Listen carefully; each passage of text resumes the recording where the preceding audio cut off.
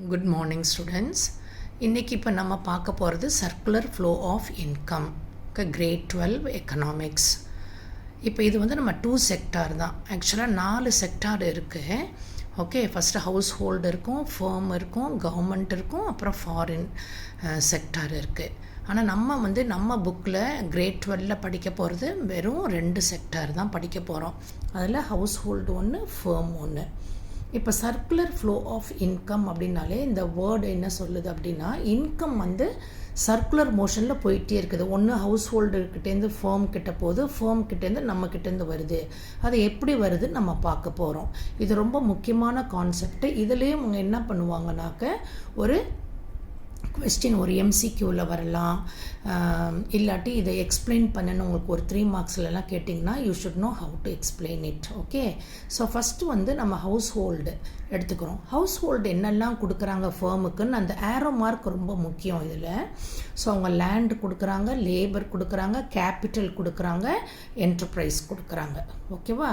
So அதுக்கு இவங்க இதெல்லாம் இப்போ சேல்ஸ் பண்ணும்போது இவங்க அதுக்கு பதிலுக்கு என்ன கொடுக்கணும், என்னெல்லாம் கொடுக்குறாங்க பாருங்கள். லேண்டுக்கு ரெண்ட் கொடுக்குறாங்க, லேபருக்கு வேஜஸ் கொடுக்குறாங்க, கேபிட்டலுக்கு இன்ட்ரெஸ்ட் கொடுக்குறாங்க, என்டர்பிரைஸ்க்கு ப்ராஃபிட் கொடுக்குறாங்க.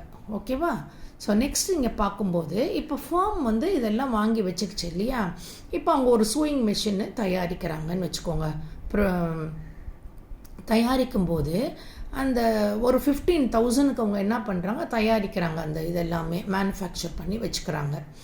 வச்சுட்டு அவங்களே வச்சுக்க மாட்டாங்க இல்லையா. அவங்க வந்து திருப்பி ஹவுஸ் ஹோல்டுக்கிட்ட அதை விற்கணும் இல்லையா. அப்போ விற்கும்போது அவங்க சில அடிஷன்ஸ் எல்லாம் போட்டு தான் அவங்க விற்பாங்க இல்லையா. அப்போ தான் மார்க்கெட் ப்ரைஸ்க்கு வரும்.